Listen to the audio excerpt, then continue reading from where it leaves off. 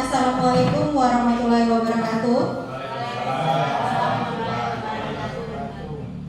Puji syukur kita ucapkan kehadirat Allah Subhanahu wa Ta'ala, yang mana berkat rahmat dan karunia-Nya lah sehingga kita bisa berkumpul di ruangan Majelis Guru SD Negeri 05 Kapalokoto. Salawat dan salam kita hadiahkan kepada Nabi besar Muhammad sallallahu alaihi wasallam dengan hantaran kata Allahumma sholli ala sayyidina Muhammad wa ala ali sayyidina Muhammad. Baik Bapak Ibu semuanya, kami ucapkan selamat datang di acara diseminasi menyebarkan pemahaman dan pengalaman penerapan budaya positif oleh Ibu Reni Novita SPD, calon guru penggerak Angkatan 9 Kota Padang. Yang terhormat Ibu Kepala Sekolah SD Negeri 05 Kapalokoto, yang saya hormati Bapak Ibu Majelis Guru SD Negeri 05 Kapalokoto.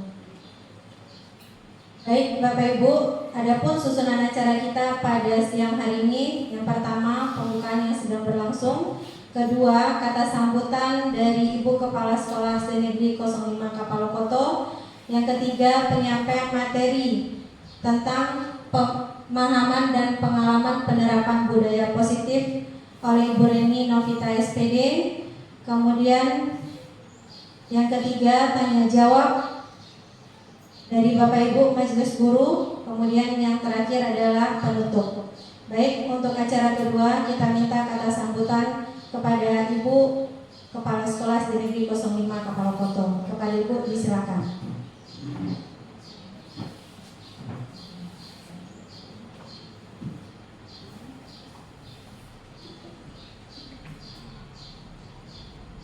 Assalamualaikum warahmatullahi wabarakatuh. Puji syukur alhamdulillah kita ucapkan kehadirat Allah Subhanahu wa Ta'ala, karena berkat rahmat dan hidayahnya kita bisa berkumpul di ruangan Majelis Guru SD 05 Kapalokoto ini dalam rangka diseminasi penyebaran pemahaman dan pengalaman penerapan budaya positif oleh Reni Novita SPD, calon guru penggerak Angkatan 9 Kota Padang. Salawat beriring salam tak bosan-bosannya kita kirimkan kepada Nabi besar Muhammad SAW, karena berkat perjuangan beliaulah kita bisa menikmati perkembangan ilmu pengetahuan seperti saat sekarang ini.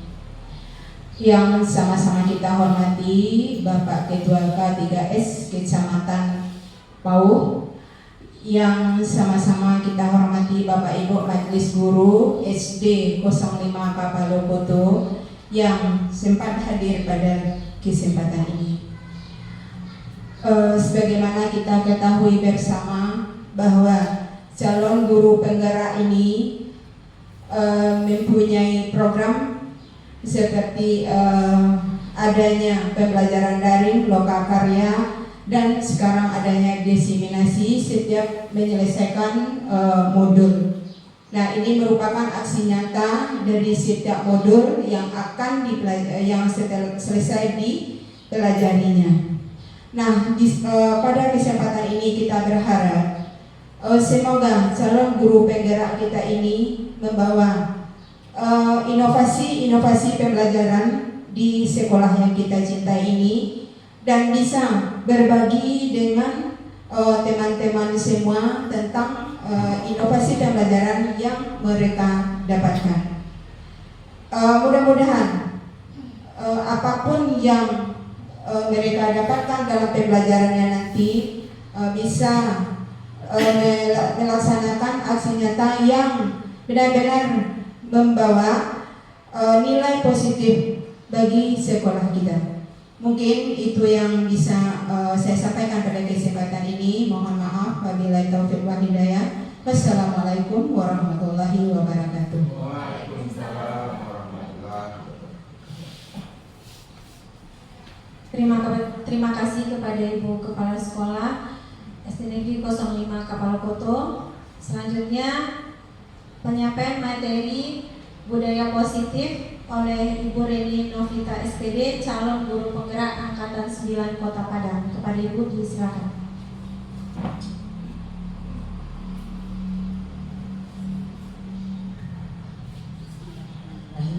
Assalamualaikum warahmatullahi wabarakatuh.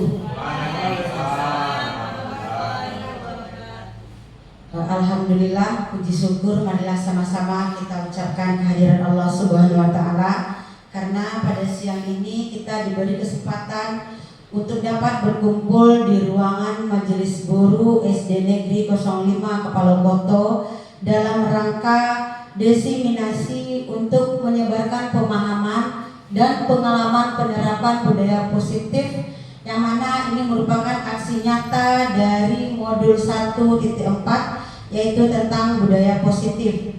Selanjutnya selawat beriring salam tak lupa kita hadiahkan buat junjungan umat, yakninya Nabi besar Muhammad Sallallahu Alaihi Wasallam, dengan untayan kata Allahumma shalli ala Sayyidina Muhammad wa ala ali Sayyidina Muhammad. Yang terhormat Ibu Kepala Sekolah SD Negeri 05 Kepalokoto, yang terhormat Bapak K3S Kecamatan Pau, seterusnya rekan-rekan guru SD Negeri 05 Kepalokoto. Baik Bapak Ibu semuanya, sebelum kita mulai desiminasi kita pada siang ini, akan lebih baik supaya lebih fokus, lebih cerianya cara kita ini, kita awali dengan ice breaking dulu. Ibu Lasri bisa minta untuk memimpin ice breakingnya. Silakan Bapak Ibu, kita. Ya.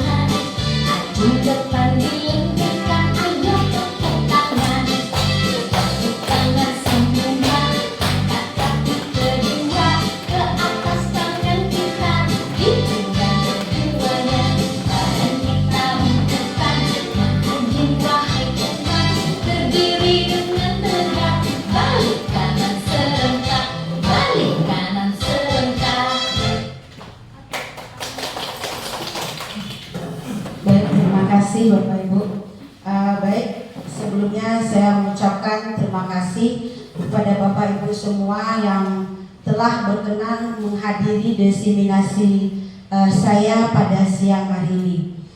Sebelumnya saya mohon maaf, bukan maksud untuk menggurui, mungkin Bapak Ibu semua lebih berpengalaman dari saya yang baru seumur jagung pengalamannya dibandingkan Bapak Ibu yang sudah senior di sini. Di sini saya hanya berbagi pengalaman, berbagi apa yang telah saya dapat selama mengikuti pendidikan calon guru penggerak angkatan 9, yang alhamdulillah saya sudah menyelesaikan 1 modul, dan ini merupakan aksi nyata yang akan saya desiminasikan pada pagi hari ini. Baik, kita langsung masuk ya pada siang hari ini. Maaf ya Bapak Ibu. Langsung aja kita masuk, judulnya yaitu menyebarkan pemahaman dan pengalaman penerapan budaya positif.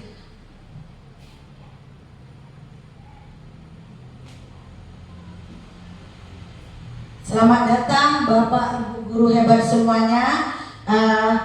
Mari kita belajar bersama, berkolaborasi, saling mendukung demi mewujudkan disiplin positif di sekolah kita ini.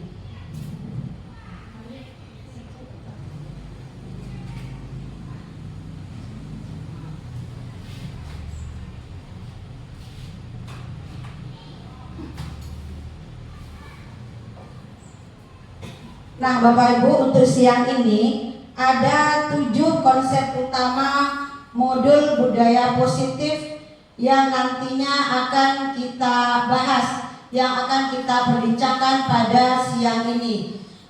Di antaranya yaitu yang pertama perubahan paradigma belajar, yang kedua disiplin positif, yang ketiga kebutuhan dasar manusia, yang keempat motivasi perilaku manusia, yang kelima posisi kontrol restitusi, yang keenam keyakinan kelas, dan yang terakhir segitiga restitusi.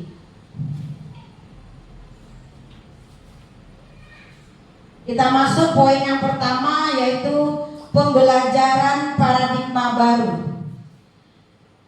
Pembelajaran paradigma baru ini dirancang berdasarkan prinsip pembelajaran yang terdiferensiasi, sehingga setiap siswa belajar sesuai dengan kebutuhan dari tahap perkembangannya untuk mewujudkan profil pelajar Pancasila.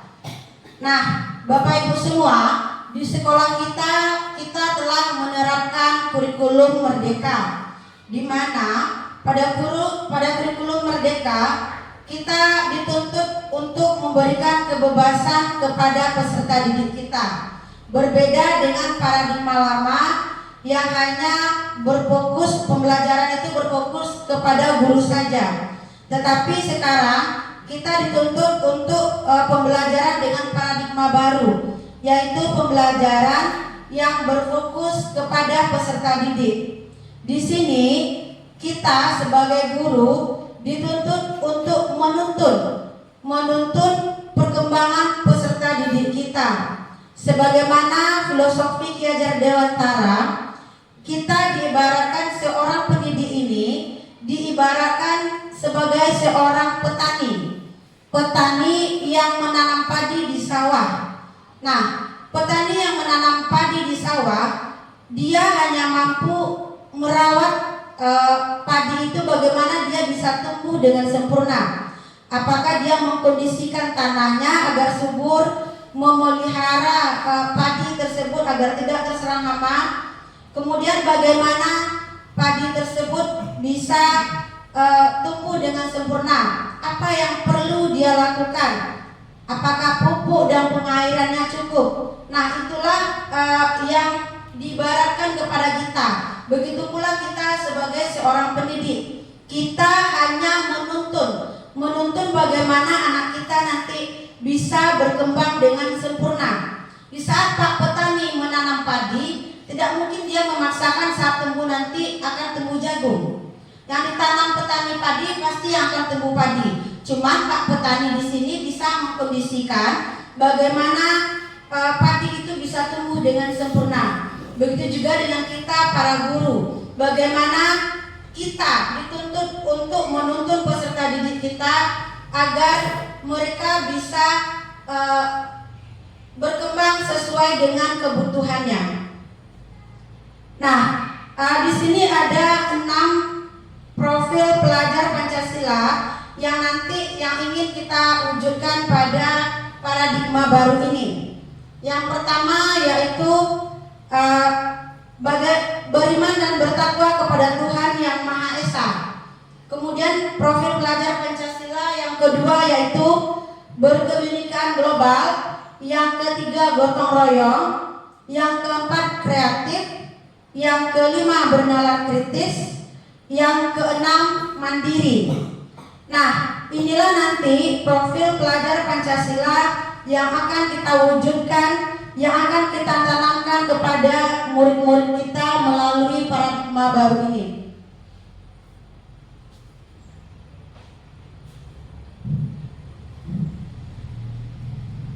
Selanjutnya, disiplin positif. Nah, di sini adanya disiplin positif. Biasanya kalau kita mendengar kata disiplin, kira-kira apa yang nanti terfikirkan oleh kita? Apa nanti yang Ibu Bapak bayangkan dengan disiplin itu? Ya Bapak Ibu, apa kira-kira disiplin itu? Di sini dapat kita artikan dalam budaya kita, makna kata disiplin itu dimaknai menjadi sesuatu yang dilakukan seseorang pada orang lain untuk mendapatkan kepatuhan. Kita cenderung menghubungkan disiplin dengan ketidaknyamanan. Nah, sebagai pendidik, tujuan kita adalah menciptakan murid-murid yang memiliki disiplin diri sehingga mereka bisa berperilaku dengan mengacu kepada nilai-nilai kebajikan universal dan memiliki motivasi intrinsik bukan intrinsik. Sebagai contoh, saat kita menerapkan disiplin di sekolah ini, biasanya pada saat upacara bendera, anak-anak yang tidak lengkap pakaiannya, yang melanggar atributnya itu kita berikan sanksi. Selama ini kita berikan hukuman, mungkin dengan membersihkan halaman, memilih sampah. Nah, dengan hal tersebut berarti kita telah mendisiplinkan diri mereka dengan berperilaku pada nilai-nilai yang bukan berasal dari diri mereka, yaitu dari eksternal. Mereka melakukan itu karena mendapat hukuman dari kita sebagai guru.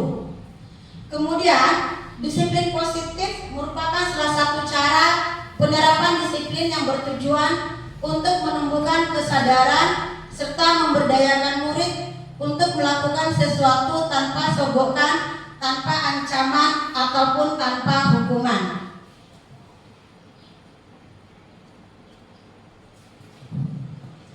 Yang berikutnya, yang ketiga, yaitu kebutuhan dasar manusia.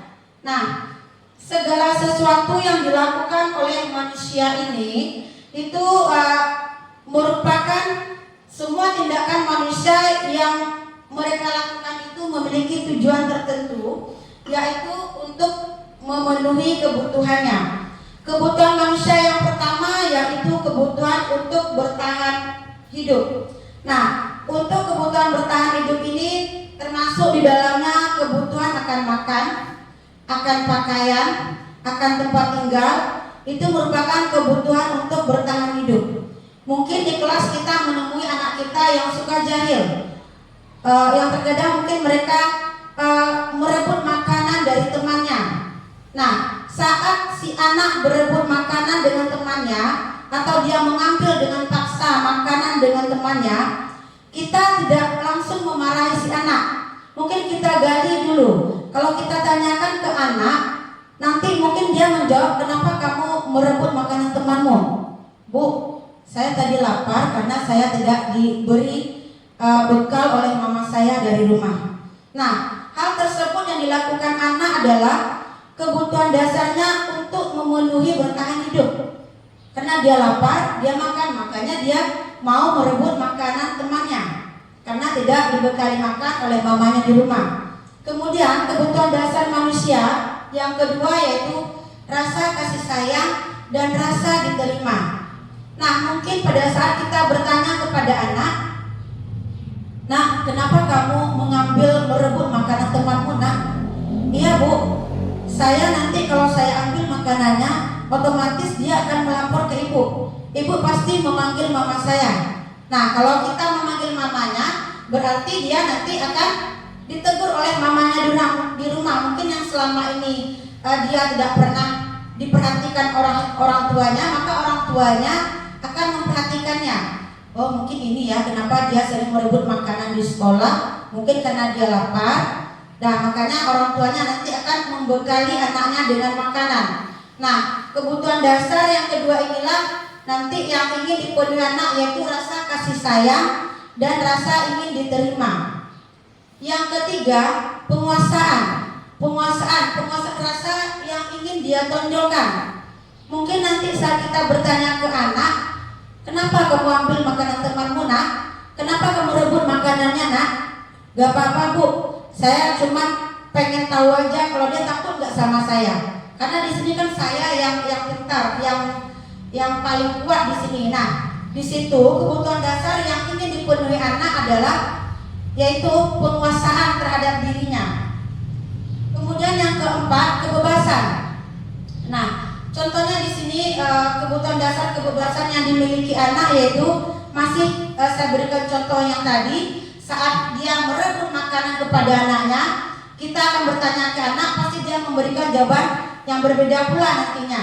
"Kenapa, Nak, direbut makanan temannya?" "Bu, saya iseng saja, Bu, mau menjahili dia." Jadi saya pengennya makanan dia gonta-ganti setiap harinya, sekarang nugget, besoknya nasi goreng. Kalau saya bosan Bu, tiap hari 2 kali mama nasi goreng. Nah, di sana kebutuhan si anak yang ingin dia penuhi yaitu kebebasan. Kebebasan dia dalam memilih menu makanan. Kemudian yang terakhir kesenangan. Kebutuhan dasar manusia yang ingin dimiliki anak yaitu kesenangan. Nah, mungkin saat dia menjahili temannya, saat kita tanya kenapa nak direbut makanannya tadi, gak ada Bu, cuma iseng. Saya cuma iseng, lucu kalau lihat wajahnya, kalau saya jahili itu lucu. Makanya saya senang ngerjain dia seperti itu. Nah, jadi itulah 5 kebutuhan dasar manusia yang nantinya bisa kita gali satu persatu terhadap peserta didik kita untuk mencerminkan, untuk menerapkan budaya positif di sekolah. Konsep budaya positif berikutnya yaitu motivasi perilaku manusia.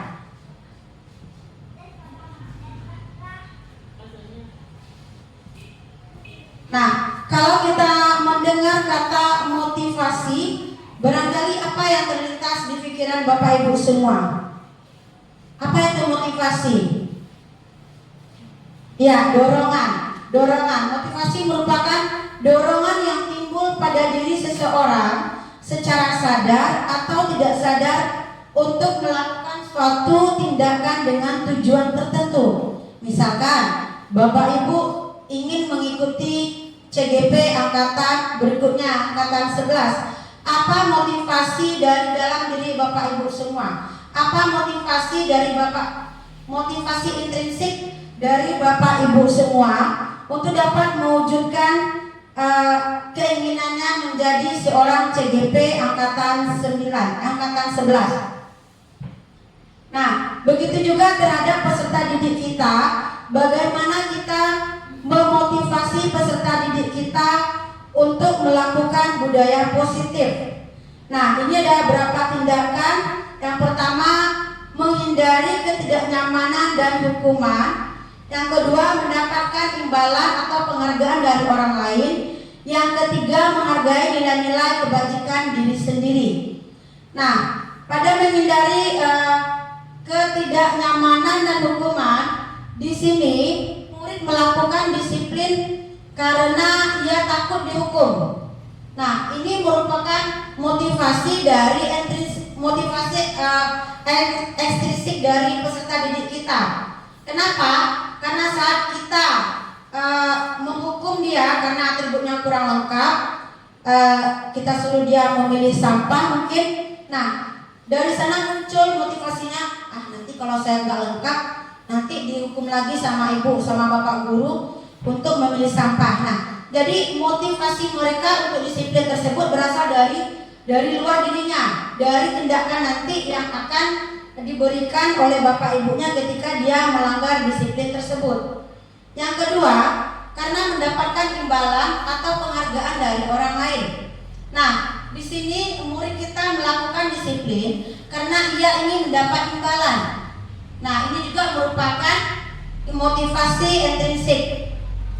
Karena mungkin kalau dia tidak lengkap, selama ini diolok-olokkan oleh temannya. Setiap mau masuk ke kelas, disuruh pilih sampah dulu karena tidak lengkap. Atau mungkin ingin diberi puja sama temannya karena dia selalu rapi. Nah, ini juga termasuk motivasi yang datang dari luar. Dan yang terakhir, menghargai nilai-nilai kebajikan diri sendiri. Nah, di sini murid kita melakukan disiplin, mereka melakukan disiplin diri mereka karena ia sadar akan nilai kebajikan. Nah, inilah yang disebut dengan motivasi intrinsik, motivasi yang muncul dari dalam diri mereka sendiri, bukan karena sesuatu hal yang menyebabkan dia takut sehingga dia melakukan disiplin tersebut.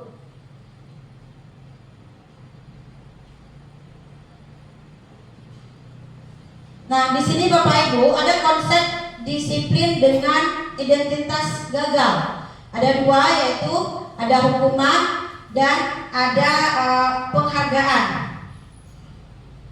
Nah, konsep disiplin yang perlu kita hindari karena ini akan menjadikan konsep disiplin dengan identitas gagal. Yang pertama, hukuman.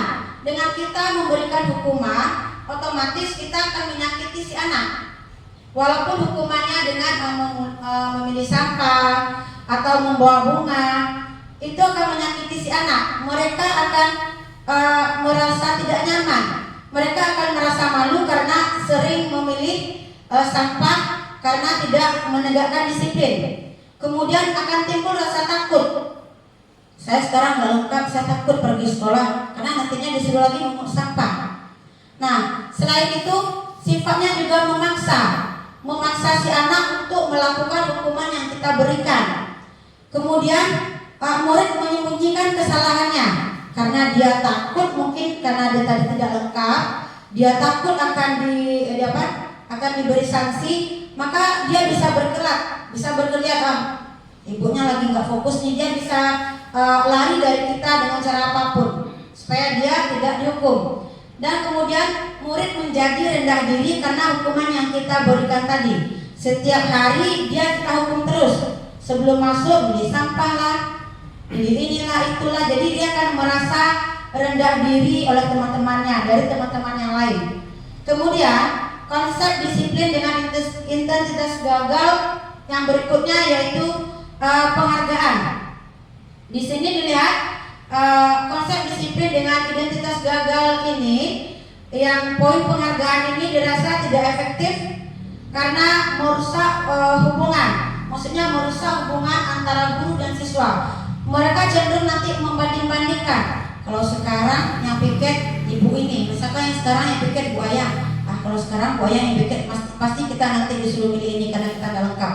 Tapi kalau sama Bu Yesi kita nggak disuruh. Nah gitu. Jadi merusak hubungan antara guru dan peserta didik. Kemudian mematikan kreativitas anak kita. Kemudian ada lagi di sini Bapak Ibu menghukum dengan sistem ranking. Sebelumnya pada kurikulum 13 kita menggunakan sistem ranking. Nah, secara tidak langsung menggunakan sistem ranking itu menggunakan sistem ranking itu membunuh kreativitas anak kita. Anak kita karena dia ingin menjadi juara, ingin dia nanti dipandang gimana lah sama orang tua. Orang tua saya merasa kecewa karena saya tidak pernah mendapat ranking. Nah, mereka akan menghalalkan segala cara. Mungkin dia akan mencontek saat ujian, atau dia akan memaksa temannya untuk memberikan jawaban. Nah, pada kurikulum yang kita pakai sekarang, kurikulum Merdeka, itu tidak ada lagi sistem ranking di sana. Anak kita dituntut untuk menuntun anak kita. Jadi semua anak kita itu, semua peserta didik kita itu juara. Mereka juara di bidangnya masing-masing. Jadi tidak ada yang ranking 1, yang ranking 2, tidak ada. Mungkin ada sebagian anak kita yang rendah dinilai bahasa Indonesia atau bahasa Inggris. Mungkin di mata pelajaran lain mereka lebih ahli. Mungkin di bidang seni rupa, di bidang matematika mereka lebih ahli dari temannya yang tinggi nilainya di bidang pendidikan bahasa Inggris dan yang lainnya itu. Jadi di sini kita tidak menggunakan lagi sistem ranking karena kita memberikan penghargaan terhadap anak kita itu secara verbal. Apa yang dia lakukan langsung kita beri penghargaan. Kemudian berikutnya itu merampas hak menghargai dirinya karena dia merasa dia tidak juara, dia merasa rendah diri karena dia tidak kalau yang juara biasanya kan dapat dikasih hadiah. Kalau kita terima rapor biasanya yang juara dikasih hadiah. Kalau bisa Bapak Ibu untuk hadiah tidak hanya anak yang peringkat 1, 2, dan 3, tidak itu. Semua kita kalau bisa, kalau kita mau memberi hadiah, berilah hadiah penghargaan ke seluruh murid kita karena dia juara di bidangnya masing-masing. Oleh sebab itu maka di kurikulum Merdeka ini kita tidak menggunakan sistem ranking. Kalaupun ada anak yang bertanya, Bu, karena mereka biasa dengan apa? Oh, siapa yang juara 1, Bu? Kan biasa anak bertanya seperti itu. kita bisa menjawabnya semua anak ibu juara satu di bidangnya masing-masing. Kemudian tadi konsep disiplin dengan identitas gagal, selanjutnya kita masuk konsep disiplin dengan identitas sukses. Nah, konsep disiplin dengan identitas sukses ini ada namanya konsekuensi dan ada namanya restitusi. Nah, biasanya kalau kita mendengar kata konsekuensi, yang terbayang bagi kita adalah pilihan. Ya, pilihan dari misalkan anak kita dia melakukan kesalahan, maka kita akan memberikan pilihan kepada anak kita tersebut untuk mengatasi kesalahannya. Nah, pada konsep disiplin dengan identitas sukses ini akan muncul penguatan dalam jangka pendek dan kemudian perlu monitoring berkelanjutan, stimulus dan respon. Kemudian murid menghormati peraturan karena dia terfokus pada peraturan tersebut. Kemudian kehilangan waktu untuk merenungi kesalahannya. Biasanya kalau anak kita misalnya dia sedang berlari-lari dalam kelas, kemudian mungkin tidak sengaja dia memecahkan botol minuman temannya. Nah, konsekuensi biasanya yang muncul sekarang, kamu ganti botol minuman temannya. Nah, dengan itu anak akan merasa terpaksa, anak akan merasa tidak dihormati, dan anak akan merasa kehilangan waktu untuk merenungi kesalahannya. Seharusnya kita memberikan anak untuk merenungi kesalahannya itu, apa yang akan dia lakukan karena dia telah melakukan kesalahan tadi. Kemudian konsep disiplin dengan identitas sukses yang kedua yaitu restitusi. Nah, pada konsep disiplin restitusi ini yang lebih efektif kita lakukan terhadap peserta didik kita. Karena di sini akan muncul murid akan bertanggung jawab untuk perilakunya, kemudian fokus pada permasalahan jangka panjang, kemudian murid menghormati dirinya dan orang lain, kemudian dari kontrol dirinya memang terkontrol, kemudian murid bersemangat memperbaiki kesalahannya. Di sini bisa kita ambil contoh saat anak kita tidak membuat PR atau saat anak kita terlambat datang ke sekolah, kita bisa memotivasi mereka. Kita tidak langsung menyalahkan mereka kenapa mereka tidak membuat PR, mengapa mereka terlambat datang ke sekolah. Mungkin kita bisa bertanya, apa alasan dia datang terlambat ke sekolah.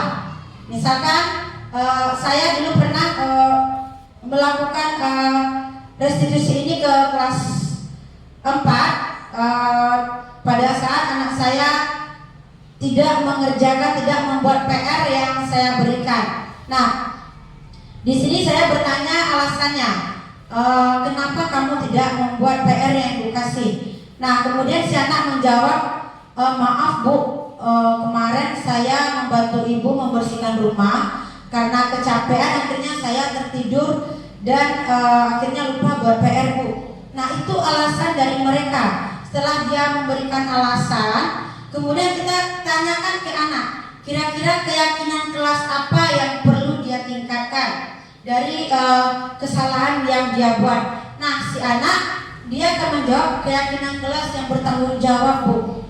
Nah, kalau memang keyakinan kelas yang bertanggung jawab, kedepannya apa yang akan kamu lakukan? Saya akan berusaha membuat PR di waktu senggang bu. Nah, jadi dari situ murid merasa dirinya dihormati. Dia tidak kita bentak, tidak kita kasih hukuman. Kemudian murid juga bersemangat dalam mengatasi kesalahannya.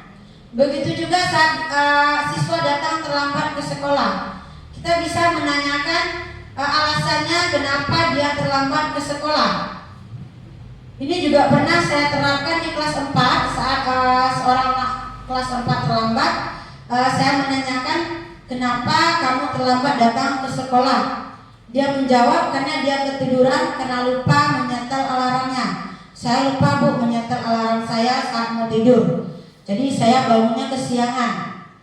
Nah, dari sana kita juga bisa menanyakan keyakinan apa kira-kira yang dia langgar. Nah, di sana dia menjawab disiplin Bu. Saya melanggar disiplin. Nah, apa motivasi berikutnya agar kamu tidak melanggar, bisa meningkatkan disiplin tersebut? Nah, akan muncul dari dirinya sendiri. Saya akan meningkatkannya Bu. Bagaimana cara meningkatkannya? Saya akan menyetel alarm saya sebelum tidur Bu. Dengan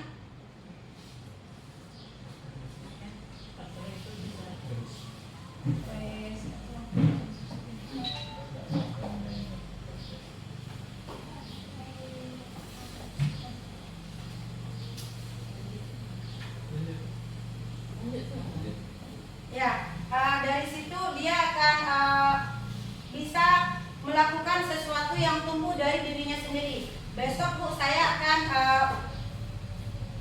dibantu oleh mama untuk menyetel alarm, dibantu oleh kakak dan mama agar bisa menyetel alarm supaya bisa bangun lebih awal.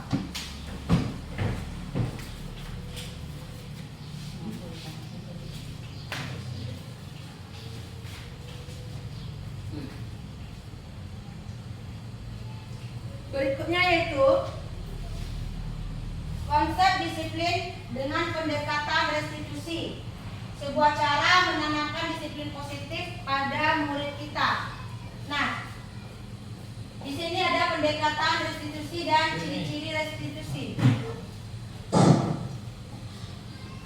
Restitusi adalah proses menciptakan kondisi bagi murid untuk memperbaiki kesalahan mereka, sehingga mereka bisa kembali pada kelompok mereka dengan karakter yang lebih kuat. Kemudian adapun ciri-ciri restitusi itu adalah bukan menebus kesalahan, tapi belajar dari kesalahan. Nah, yang itu tadi kita tanya ke anak dulu, keyakinan kelas apa yang telah dia langgar. Awalnya kita tanya kenapa dia terlambat ke sekolah.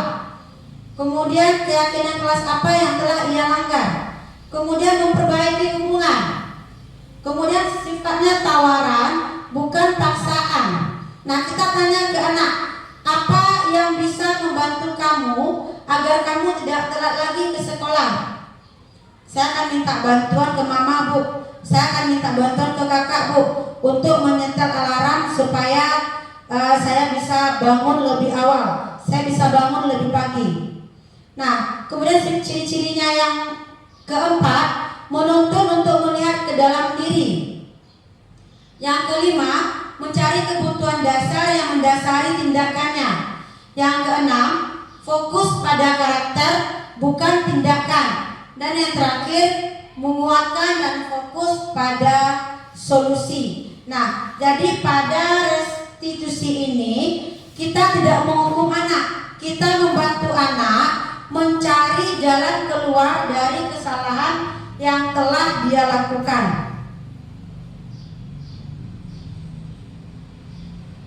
Jadi untuk memperbaiki kesalahan yang dia lakukan itu, kita gali dulu informasi dari anak, kenapa dia bisa melakukan hal tersebut, kenapa dia bisa melanggar keyakinan kelas tersebut. Baik Bapak Ibu, sebelum kita lanjutkan supaya lebih fokus, lebih ceria, kita ice breaking dulu. Ibu Lasri, mohon bantuannya.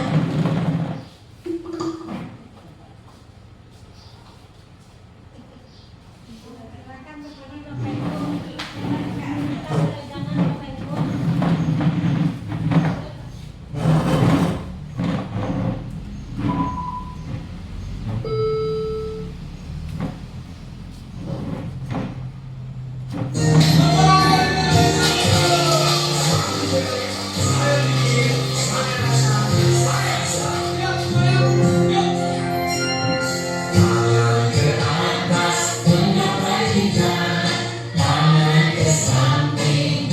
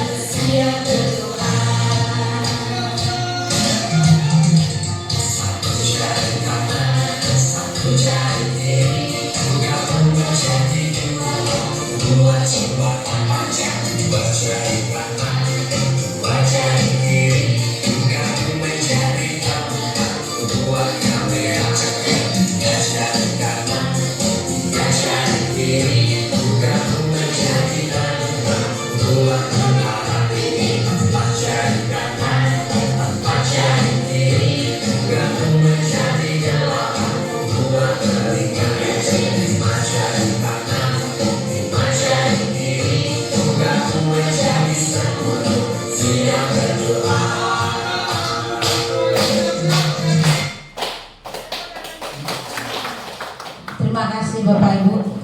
Semoga dengan adanya sedikit tadi dapat meningkatkan kembali konsentrasi kita.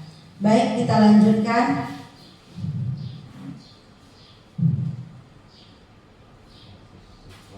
Nah, ini ada perbedaan dari contoh kasus siswa yang sering tidak mengerjakan PR.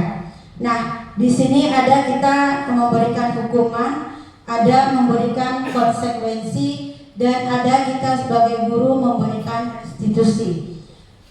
Kita bahas dulu yang memberikan hukuman pada siswa yang tidak mengerjakan PR. Di sini guru menghukum siswa tersebut memilih sampah. Yang kedua, guru marah dan murid menjadi takut. Yang berikutnya dengan memberikan konsekuensi, tindakan yang diberikan guru itu memberikan konsekuensi untuk mengerjakan PR-nya saat istirahat atau dikerjakan sebanyak 3 kali lipat. Kemudian guru tegas dan siswa menghormati peraturan. Yang terakhir yaitu dengan menggunakan langkah restitusi. Di sini guru menanyakan keyakinan kelas atau keyakinan dirinya dan membantu siswa menyelesaikan masalahnya. Nah, di sini guru terbuka dan murid merasa dihormati dirinya dan juga orang lain. Nah, untuk di sini alangkah lebih baiknya kita sebagai guru untuk menerapkan restitusi ini daripada kita menggunakan hukuman yang membuat peserta didik kita menjadi takut. Kemudian kalau pada konsekuensi sikap kita yang tegas itu bisa menghormati peraturan yang telah kita buat di sekolah, di kelas kita masing-masing. Kemudian ada 5 posisi kontrol restitusi. Yang pertama sebagai penghukum, yang kedua sebagai pembuat rasa bersalah, yang ketiga sebagai teman, yang keempat sebagai pemantau, dan yang kelima sebagai manajer. Nah, pada posisi kontrol yang pertama yaitu penghukum, seorang penghukum bisa menggunakan hukuman fisik maupun hukuman verbal. Orang-orang yang menjalankan posisi penghukum senantiasa mengatakan bahwa sekolah memerlukan sistem atau alat yang dapat lebih menekan murid-murid lebih dalam lagi. Guru-guru menerapkan posisi penghukum akan berkata, patuhilah aturan saya, atau awas, atau kamu selalu saja salah. Jadi kita di sana berkesan mengancam siswa. Jadi akan menciutkan motivasi peserta didik kita. Yang kedua, posisi kontrol yang kedua yaitu pembuat rasa bersalah. Nah, pada posisi ini biasanya guru akan bersuara lebih lembut. Pembuat rasa bersalah akan menggunakan keheningan yang membuat orang lain merasa tidak nyaman, merasa bersalah atau merasa rendah diri. Biasanya kata-kata yang keluar dengan lembut akan seperti, ibu sangat kecewa sekali dengan kamu. Barangkali bapak atau ibu harus memberitahu kamu ya. Atau gimana coba kalau orang tua kamu tahu kalau kamu berbuat begitu.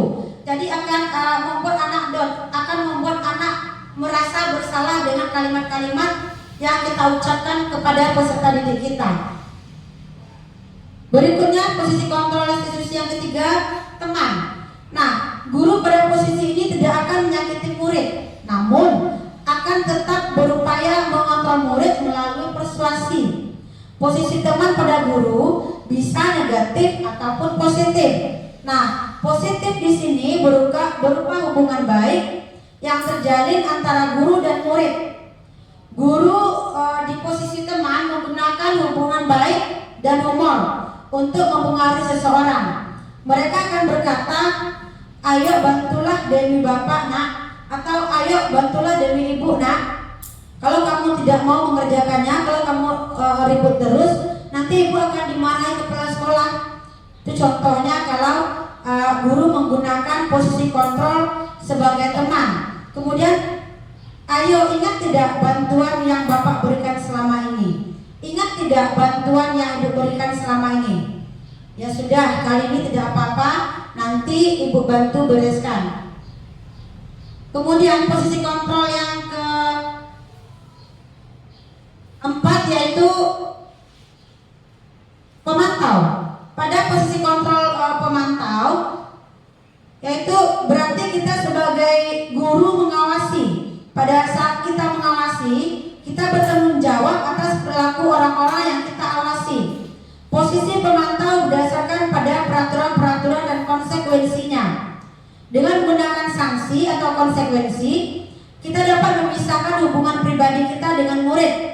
Sebagai seorang yang menjalankan posisi pemantau, mungkin pertanyaan yang akan muncul, peraturannya apa ya? Kemudian apa yang telah kamu lakukan? Sanksi atau konsekuensinya apa dari kesalahan kamu tidak membuat PR? Kemudian posisi kontrol yang kelima yaitu manajer. Nah, disinilah peran kita Bapak Ibu Guru. Kita berusaha menjadi manajer terhadap peserta didik kita. Posisi terakhir, posisi manajer adalah di mana posisi ini di mana guru berbuat sesuatu bersama dengan murid, mempersilahkan murid mempertanggungjawabkan perilakunya, mendukung murid agar dapat menemukan solusi atas permasalahannya sendiri. Di sini kita meminta pendapat dari siswa kita, bagaimana ia mengatasi masalahnya, kenapa dia bisa berbuat begitu, kira-kira apa yang akan dia lakukan. Nah, di manajer, murid diajak untuk menganalisis kebutuhan dirinya maupun kebutuhan orang lain. Di sini penekanan bukan pada kemampuan untuk membuat konsekuensi, namun dapat berkolaborasi dengan murid. Bagaimana murid memperbaiki kesalahan yang ada. Nah, seorang manajer akan berkata apa yang kita yakini. Kemudian keyakinan kelas apa yang kita yakini selama ini? Apakah kamu meyakininya? Nah, jika kamu meyakininya, apakah kamu bersedia memperbaikinya? Jika kamu memperbaiki ini, hal ini menunjukkan apa tentang dirimu. Kemudian yang terakhir, apa rencana yang akan kamu lakukan untuk memperbaiki kesalahan ini? Nah, inilah posisi kontrol yang tepat yang kita gunakan nantinya dalam menuntut siswa kita di sekolah, yaitu posisi sebagai manajer. Kemudian, contoh penerapan 5 posisi kontrol kasus siswa tidak memakai atribut lengkap saat upacara bendera. Nah, di sini pada posisi kontrol penghukum, patuhi aturan sekolah lalu berdiri di depan barisan.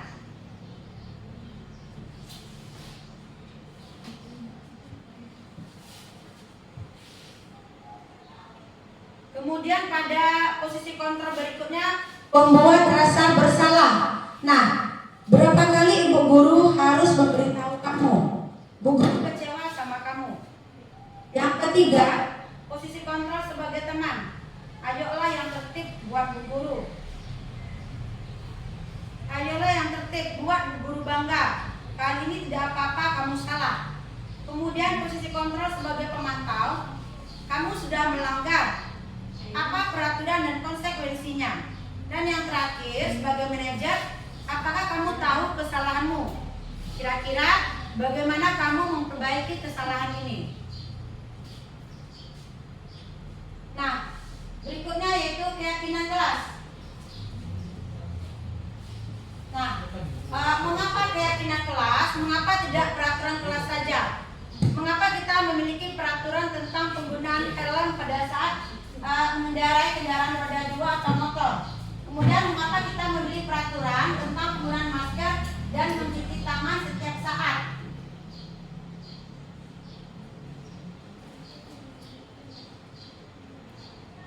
Nah, ini Bapak Ibu keyakinan kelas 4 SD 05 Kepala Koto.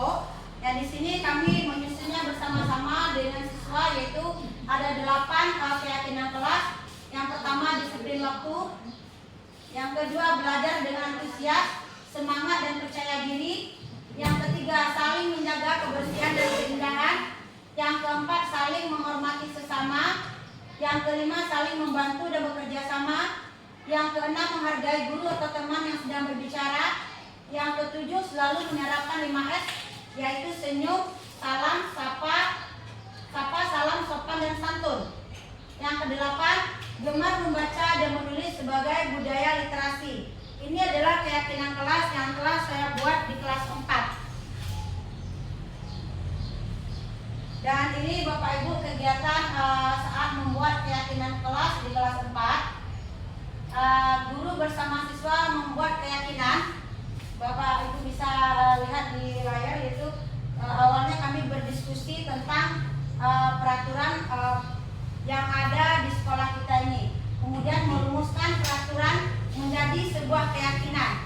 Dari peraturan tersebut kami rumuskan, semua siswa berpendapat dan terbentuklah suatu keyakinan kelas. Dan yang terakhir langkahnya itu menempelkan keyakinan kelas tadi di kelas kami.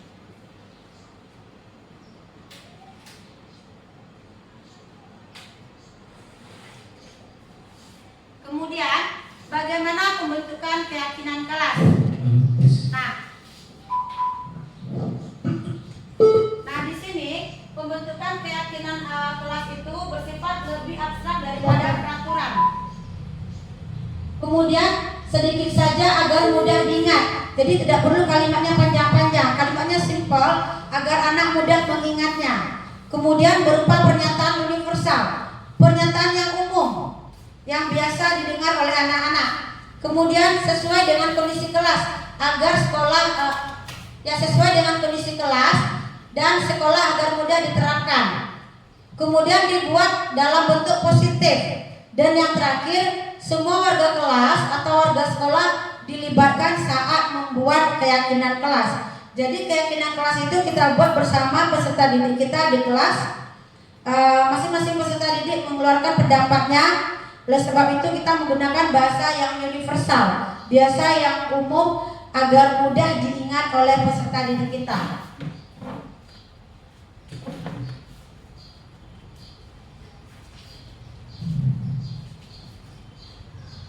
Nah, di sini Bapak Ibu ada segitiga restitusi, di mana pada segitiga restitusi ini itu menstabilkan identitas.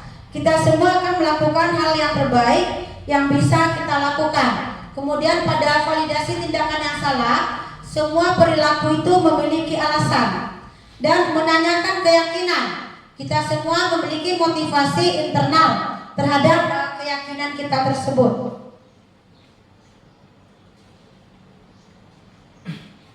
Contoh segitiga restitusi yang saya lakukan di sekolah kita saat murid yang datang terlambat ke sekolah. Ini saya lakukan di kelas 4 saat anak kelas 4, seorang anak kelas 4 yang terlambat datang ke sekolah.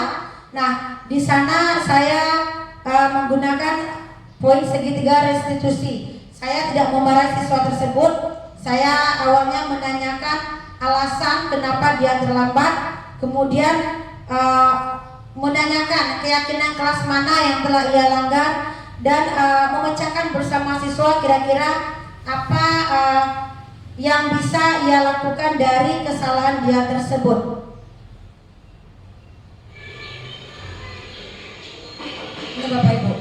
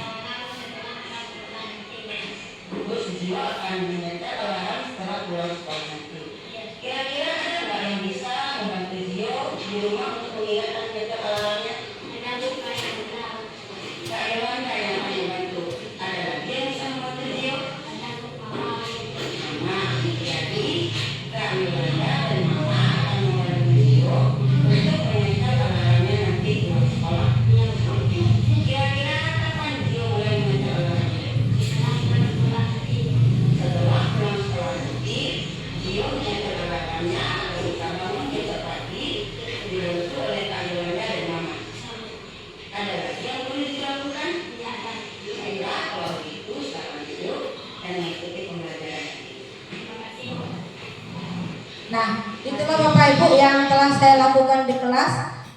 Kita tanya dulu alasan anak kenapa dia terlambat. Jangan langsung kita menghakimi anak, menghukumnya. Pak, kamu terlambat beli sampah. Itu akan menciutkan nyanyi si anak. Dia akan merasa rendah diri dengan teman-temannya yang lain. Terkadang si anak punya masalah tersendiri, punya alasan sendiri mengapa ia terlambat. Nah, di sana saya menanyakan alasannya dan memecahkan alasannya tersebut, memecahkan masalahnya, kenapa dia bisa terlambat. Kemudian contoh segitiga restitusi yang kedua, murid yang tidak membuat PR.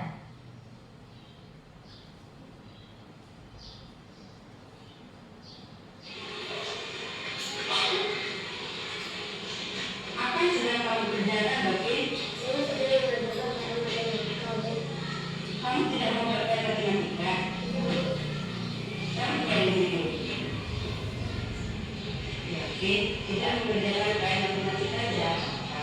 Selama ini kan bukan cuma kamu tidak mengerjakan PR matematika. Ada juga teman yang tidak mengerjakan PR matematikanya. Ya kan? Kamu tidak membuat PR matematika pasti ada alasannya. Kenapa?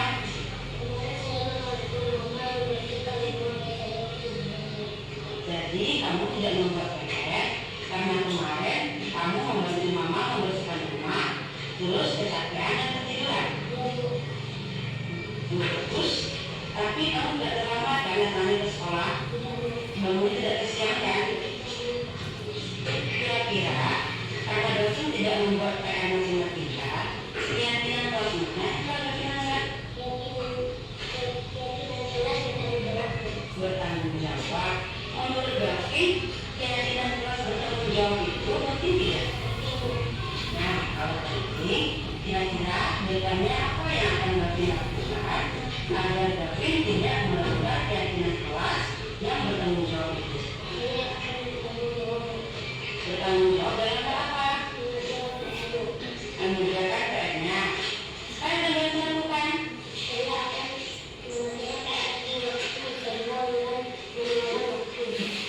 terus berarti Gavin akan melakukannya, mengerjakan PR di waktu senggang dan meluangkan waktu untuk mengerjakan PR. Ada lagi yang Gavin lakukan?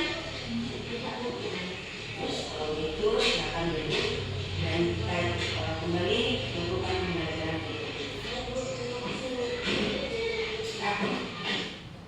Nah, itulah Bapak Ibu yang telah saya terapkan di sekolah saya saat siswa tidak membuat PR. Kita tanya dulu alasannya sehingga si anak merasa dihargai dia tidak merasa dipermalukan di depan teman-temannya karena kita menghardik atau membentaknya.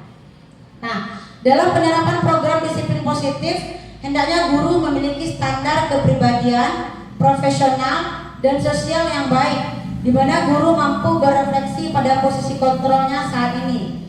Bagaimana perjalanan dirinya sebagai seorang among atau sebagai seorang manajer yang menuntun murid-murid menjadi insan yang mandiri, merdeka, dan bertanggung jawab. Semoga sesi belajar kita hari ini membawa manfaat sehingga dapat mewujudkan profil pelajar Pancasila. Salam merdeka belajar. Baik Bapak Ibu, mungkin sampai di sini materi kita untuk hari ini. Acara selanjutnya kita serahkan kepada moderator.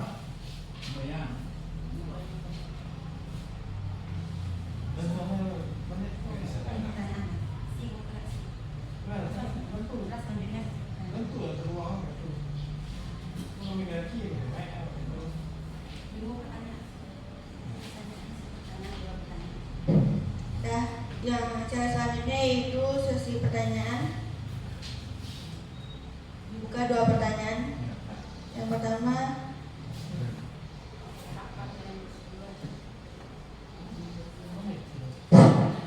terima kasih atas penyampaian tentang materi yang telah sampaikan Ibu Reni tadi. Kami di sini sedikit bertanya tentang masalah disiplin dari segitiga restitusi, yaitu bagaimana kita kira-kira menyelesaikan masalah anak yang sering lalai dalam ibadah sholat contohnya. Mungkin itu saja sedikit dari kami yang kami ajukan pertanyaannya. Kira-kira masalah menanggulanginya. Demikian, assalamualaikum warahmatullahi wabarakatuh. Terima kasih kepada Pak Patrianus atas pertanyaannya. Baik, untuk sesi pertama ini masih dibuka untuk pertanyaan berikutnya. Ya, silakan Ibu Welni.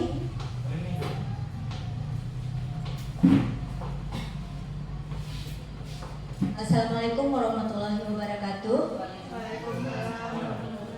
Terima kasih atas waktu dan kesempatannya. Terima kasih atas materi yang telah Ibu sampaikan tadi. Melalui materi Ibu tadi tentang membuat keyakinan kelas, yang mau saya tanyakan di sini bagaimana cara penerapan keyakinan kelas di kelas 1. Terima kasih Bu. Assalamualaikum warahmatullahi wabarakatuh. Terima kasih Bu Welni atas pertanyaannya. Baik Bapak Ibu semuanya, untuk sesi pertama kita cukupkan 2 pertanyaan yang akan langsung dijawab oleh Bu Reni. Pada Ibu Reni disilakan.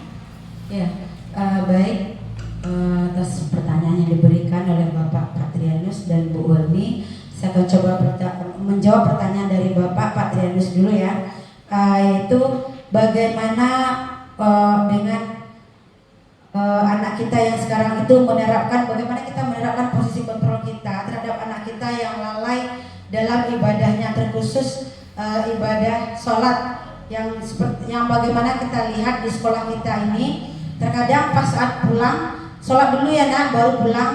Nah pas kita lihat ternyata anak-anak ini tidak sholat, dia malah lebih memilih bermain daripada dia sholat. Nah ini semua tidak lepas dari fungsi kita sebagai guru dan juga nantinya juga fungsi orang tua di rumah, karena anak cenderung dengan orang tuanya lebih lama dibandingkan kita di sekolah. Sedangkan posisi kita di sini sebaiknya kita menggunakan posisi kontrol sebagai manajer. Kita ayomi anak kita tersebut, kita tuntun, kita tanya permasalahannya. Kenapa selama ini dia tidak mau sholat? Mungkin karena dia tidak pernah diajarkan tentang cara sholat oleh orang tuanya. Mungkin dia tidak hafal bacaan sholat, atau mungkin juga dia tidak pernah diingatkan untuk sholat oleh orang tuanya. Nah, setelah kita menanyakan masalah ke anak tersebut, kita masukkan keyakinan mana kira-kira yang telah dilanggar oleh anak kita tersebut. Nah, dari situ nanti kita bisa mencarikan jalan keluar. Misalkan si anak tidak hafal bacaan sholat. Saya tidak hafal bacaan sholat, Bu, gimana saya mau sholat? Nah, dari situ kita bisa mengayomi anak kita, kamu mau belajar dengan ibu. Ibu akan ajarkan kamu bagaimana membaca hafalan sholat. Atau bisa juga di sekolah kita kiatkan literasinya, membaca bacaan sholat dulu sebelum kita mulai belajar. Karena di kelas 4 sebelum mulai belajar kami membaca setiap hari. Setelah berdoa itu membaca bacaan sholat sebelum memulai pelajaran. Jadi sebaiknya gunakanlah posisi kontrol agar anak tidak merasa terhukum. Mereka tidak merasa dihakimi. Seperti itu, Bapak. Oke, terima kasih banyak. Mudah-mudahan dapat kita terapkan dari sekolah kita. Assalamualaikum warahmatullahi wabarakatuh. Waalaikumsalam. Baik, terima kasih Pak Patrianus. Kita lanjut untuk pertanyaan kedua. Silakan Ibu Reni untuk menjelaskan. Baik, untuk pertanyaan kedua, bagaimana membentuk keyakinan kelas di kelas 1? Ya, ini emang agak sulit Ibu ya di kelas 1 karena kelas 1 anak-anak kita masih kecil-kecil. Mereka butuh bahasa yang universal, bahasa yang mudah diingat. Nah, bahasa yang biasa mereka gunakan sehari-hari. Nah, untuk membuat keyakinan dan menerapkan keyakinan kelas di kelas 1 ini, kita bisa tanyakan pendapat terhadap anak-anak tersebut. Keyakinan apa yang akan kita lakukan nanti, akan kita terapkan di sekolah kita. Pilihlah bahasa yang mudah diingat, bahasanya yang singkat tetapi yang bersifat umum, yang mudah diingat oleh peserta didik kita. Misalkan kalau dia terkadang anak kelas 1 ini kalau dia satu orang minta izin keluar mau pipis, dia juga minta izin semua saya juga Bu, semuanya, sehingga lokal menjadi kosong. Nah, di situ kita bisa mengayomi anak kita. Nah, kalau kalian semuanya keluar, nanti siapa lagi yang mau Ibu ajar? Nggak ada yang tinggal di kelas. Nah, dari situ kita mulai kira-kira keyakinan kelas mana yang telah anak-anak Ibu langgar. Nah, di situ anak akan menjawab disiplin Bu. Atau mungkin saat dia bertanya, Bu, di garis Bu, semuanya mereka maju ke depan bertanya kepada kita, ini di garis Bu. Nah, dari situ kita bisa bertanya, kenapa semuanya anak-anak Ibu berdiri, kok nggak satu aja? Kan dah Bu jawab. Mungkin mereka akan menjawab, takut Bu, nanti nggak siap, nanti nggak selesai. Nah, dari situ muncullah suatu keyakinan lagi kalau si anak itu harus mandiri. Nah, dari kebiasaan-kebiasaan yang telah dilakukan anak tersebut, nanti akan muncul keyakinan kelas yang akan bisa kita sepakati bersama di kelas tersebut. Tapi intinya gunakanlah kata yang mudah diingat dan yang bersifat universal. Mungkin itu yang dapat saya jelaskan. Terima kasih Bu atas penjelasannya. Semoga nanti bisa diterapkan di kelas 1.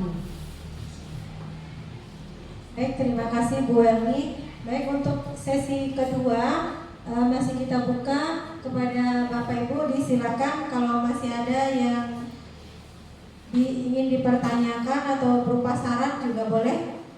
Silakan Bapak Ibu. Ibu, oh ya.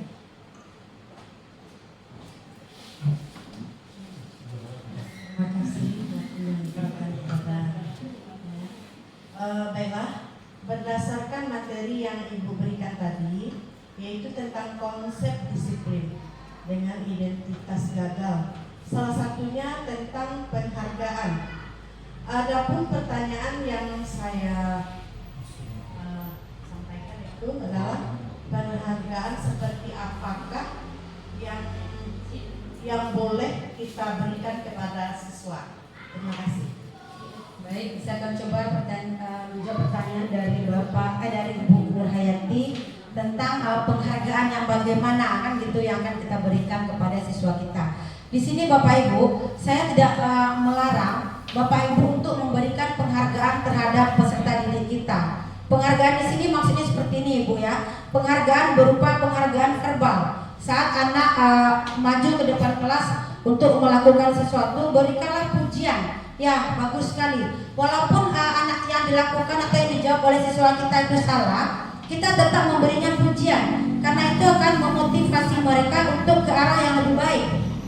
Dengan pujian tersebut mereka akan merasa senang, wah ternyata jawaban saya walaupun sebenarnya jawabannya tidak mengena, tidak tepat.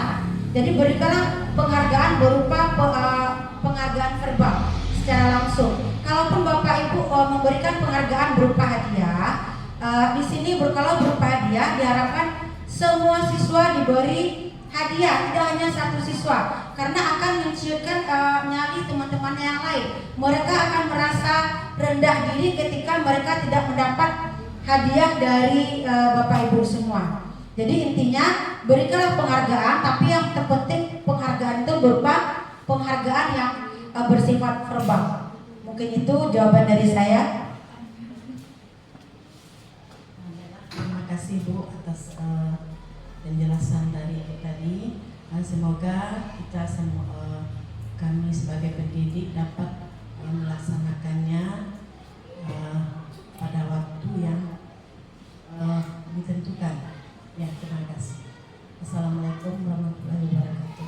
Waalaikumsalam warahmatullahi wabarakatuh. Terima kasih kepada Ibu Nurhayati Nur Hayati.